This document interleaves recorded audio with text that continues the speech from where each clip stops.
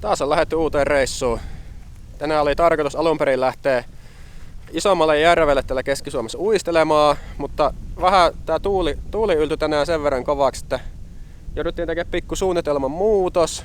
Valkattiinkin kohteeksi sitten pienempi järvi ja hauen perhostusta olisikin sitten tällä kertaa tiedossa.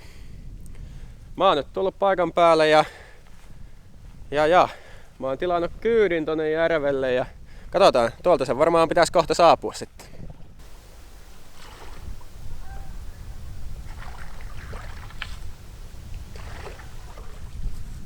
Romantiikka on kuule ku Italiassa konsana. Kyllä on. Kyllä tähän kyytiin kelpaa hypätä.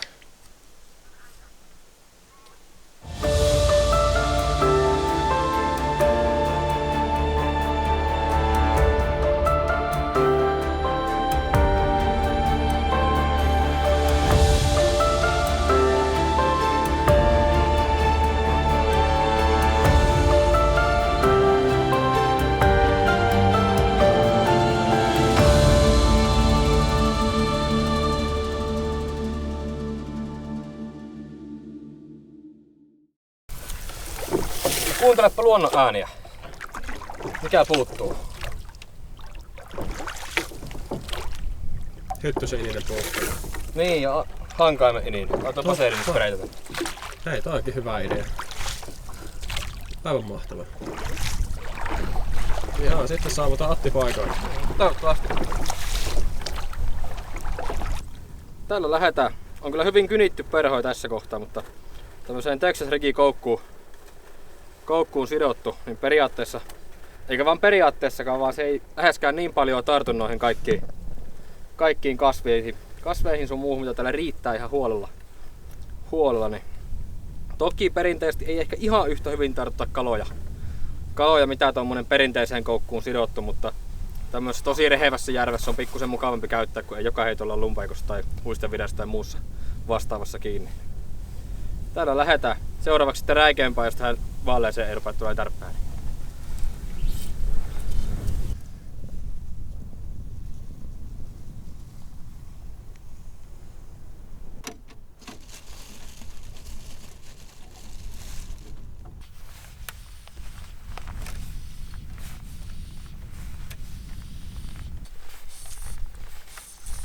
Kummasti muuttui heti tää heittäminen kivemmäksi, kun pistin tämmösen Texas rikiperhon. Niin ei oo ihan joka heitolla nyt tätä kaiken maailman kasvustoa koukussa.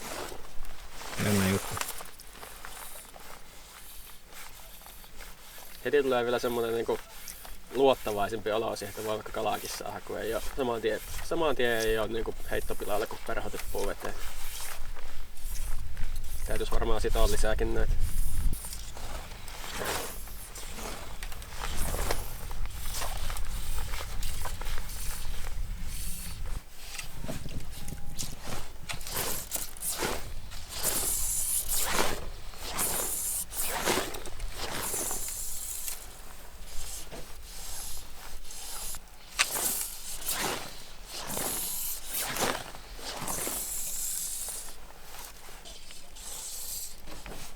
Vitsi kun se siimakori jäi matkasta. Kyllä se aina helpottais noiden kumpparien kanssa.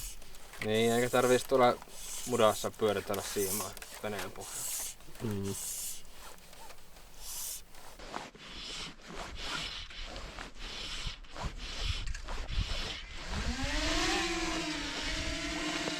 Talo. Iso.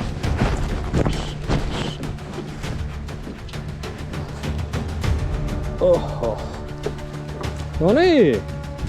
Tulihan sitä actionia.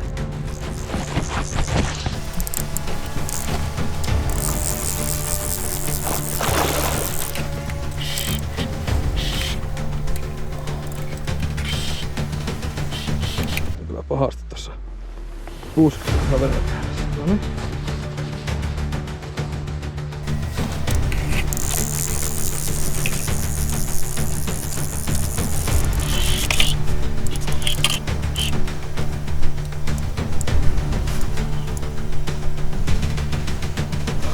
Vähän niin ikävän lähellä, että on vähän vaikea antaa sille painetta, että se lähtisi tästä liikkeelle.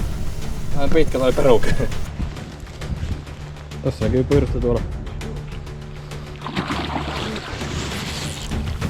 Niin.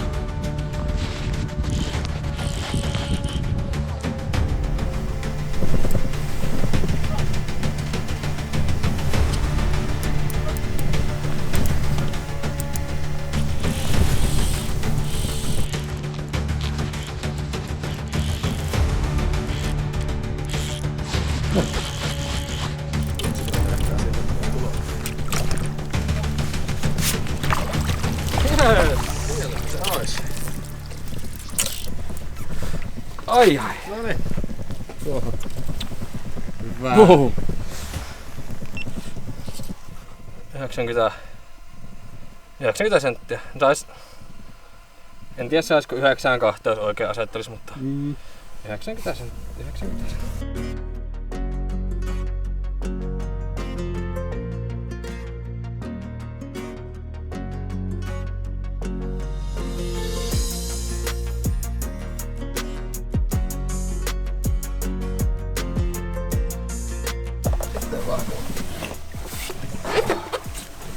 Tää lähtikö se tässä? Kato, se lähti ihan nätisti. No niin. Ei, siinä saatiin päivää aika kivasti käyntiin. Kyllä. Nyt voikin loppupäivä istua veneessä ja naureskella melkein.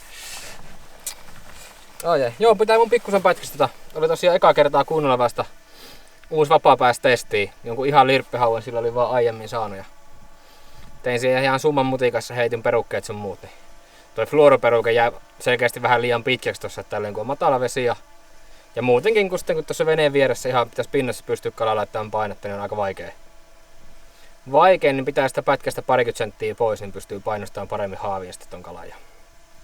Tai sitten pitää kasvaa pituutta pikkusen, mutta mä luulen, että mun on ehkä helpompi lyhentää peruketta tässä kohtaa elämää.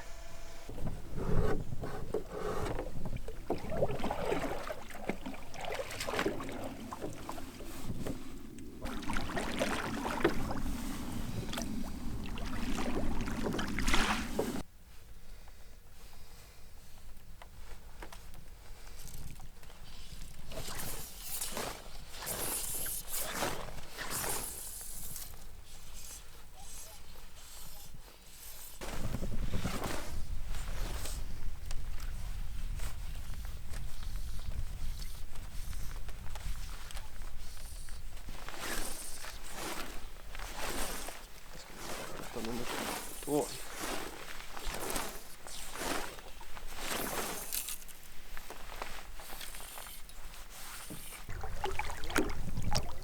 Tuo pilven reuna roikkuu sillä, että saattaa vähän vettä kertaa. Toivottavasti ei tuu päälle. No, se olisikin ensimmäinen kerta, kun meidän kalareissulla ei tulisi vettä niskaan. Tuolla on niin paljon heinää täällä perhon mukana.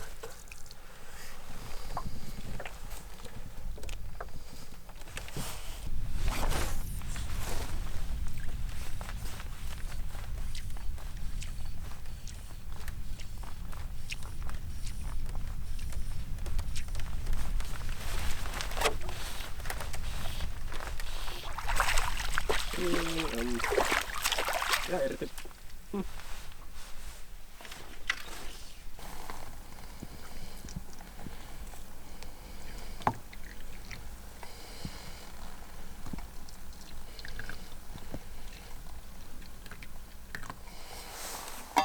Jonkun verran meiltä aina kysellään, että minkälaiset välineet meillä on käytössä. Niin haukihommissa itse on tykännyt käyttää tämmöistä Guideline Epickiä, 9-luokkainen 9-jalkainen keppi. Ja oikein ollut kyllä hyvin palveluyksilö mulla tämä ja ollut jo vuosikaudet käytössä. Ja siimapuolella niin mulla on tämmönen yleiskäytössä Sinkki 3 tasauppoava siima. Välillä tulee vähän tuo kello vaan, mutta ne on oikeastaan niin ne 2 siimatyyppiä, mitä mä käytän enimmäkseen. Hyvin on minua palvellut tää ja tulee varmaan vielä vuosia palvelemaankin. Joo, mullahan itse on tää tämänpäiväinen setti nyt, olisiko tää 2. vai 3. reissu, mitä mä käytän tätä. Ja mulla on tässä 10-luokkainen Visionin Grandmama vapa. Olen tykännyt kovasti. On mun mielestä tosi ensinnäkin tyylikkään näköinen, mutta on ollut myös tosi miellyttävä heittää.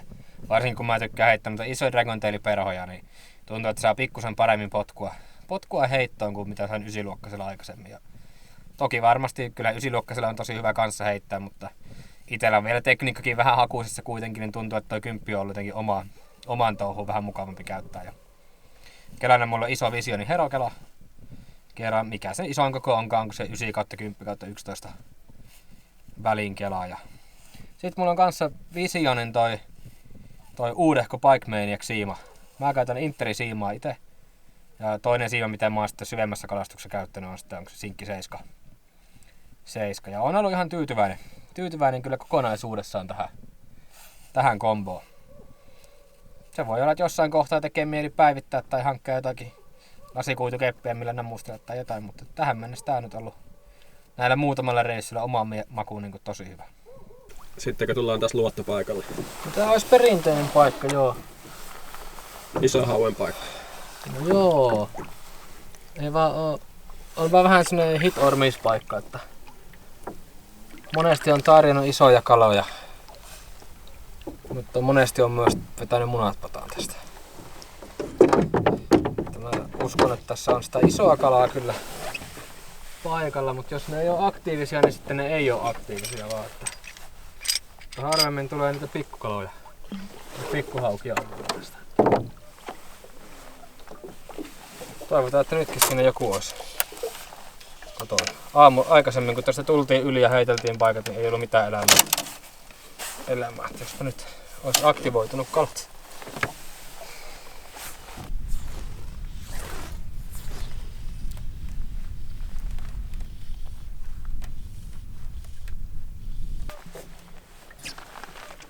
Siirretäänpäs tuosta kalustoa tientoon. No siinä on mun siima siinä. Haavinvaaralla näköjään. Saatti kauhea spurti heti alkuun tähän kalaan. Mä luulen, että tää on isokin, mutta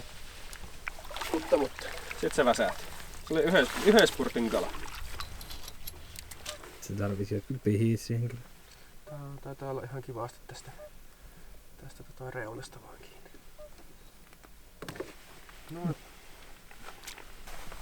No niin, semmonen pikkunen hauki saatiin sieltä. Pistetään kasvamaan. Jaha. Se olisi taas se aika päivästä, että olisi viimeinen heitto.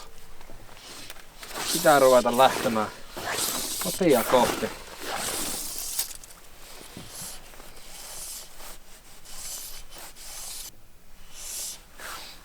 Se oli semmonen syyshaukikauden avaus. Muutaman tunnin pisto.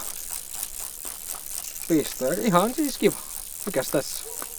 Saatiin komea hauki ja muutamat tärpit ja pikkukalat päällä, niin ei voi valittaa. Lähtiköhän kaikki kalastus.